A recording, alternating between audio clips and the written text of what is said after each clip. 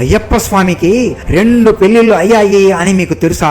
అయ్యప్పకు ఒక కొడుకు కూడా ఉన్నాడు అని మీకు తెలుసా? భూమి మీద సత్యపూర్ణుడికి శాస్తా అంటే చాలా ఇష్టము. శాస్తా కోసం ఎన్నో సంవత్సరాలు తపస్సు చేస్తూ ఉంటా. శాస్తా ఆయన తపస్సుకు మెచ్చి ఏం వరం కావాలో కోరుకో అని అనగా, స్వామి నాకు జన్మించే కూతురుని నువ్వు వివాహం చేసుకోవాలి, నిన్ను నా అల్లుడిగా చూసుకోవాలని ఉంది అని వరం కోరతాడు. మాట ఇచ్చాడు కాబట్టి శాస్తా సరే తదాస్తు అని వరం ఇచ్చి వెళ్లిపోతాడు. అలా సత్యపూర్ణుడికి ఆనందం ఎక్కువైపోయి ఆయన కళ్ళలో నుండి ఆనంద బాష్పాలు వస్తాయి. ఆ కన్నీరు నేలకు తగిలి ఆ నీటి బొట్టులో నుండి 2 అందమైన ఆడపిల్లలు జన్మిస్తారు. వారే పూర్ణ మరియు పుష్కల. వీరు చిన్నప్పటి నుండి శాస్తానే నా భర్త అని అనుకుంటూ పెరుగుతారు. వారికి యుక్త వయసు రాగానే వారి తండ్రి వారితో ఇలా అంటాడు, మీరు శాస్తాని భర్తగా పొందాలి అంటే ఆయన కోసం కఠోరమైన నోము ఒకటి చెయ్యాలి, అప్పుడు ఆయన మెచ్చి మిమ్మల్ని వివాహం చేసుకుంటాడు అని అంటాడు. వారు ఇద్దరు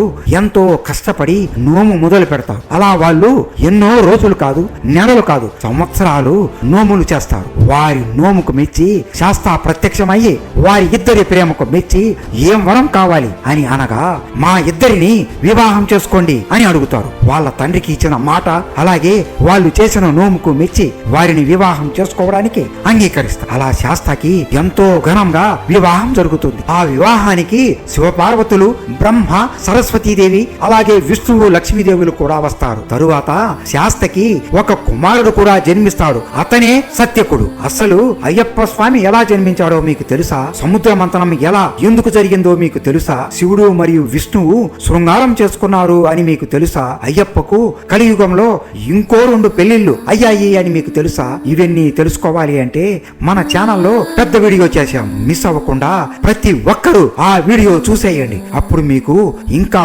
పూర్తిగా వివరంగా అర్థమవుతుంది. అయ్యప్ప స్వామి అంటే మీకు ఇష్టం ఉంటే స్వామియే శరణు అయ్యప్ప అని కామెంట్ చేయండి. స్వామియే శరణు అయ్యప్ప.